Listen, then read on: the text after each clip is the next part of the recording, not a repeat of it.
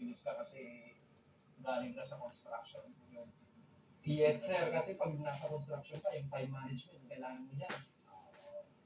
Tapos, kung i-apply mo siya sa agri, yes, sir, sa farming, siyempre yung timeline mo din. Kailangan mo din minsan, kailangan mo bilisan dahil habulin mo yung presyo. Pero minsan din, may disadvantage din, sir. Kasi sobrang bilis mo, naabutan mo rin yung mababang presyo. Parang yung palaya ko nga, sir, sabi ko nung, sir, nung una kasi mga 140. Alam yung pangalawa, nag-200 naman, sir. 100. wala na bagsak na Sir, presyo. from 55 pesos to 15 pesos, sir, ang laki ng binagsak.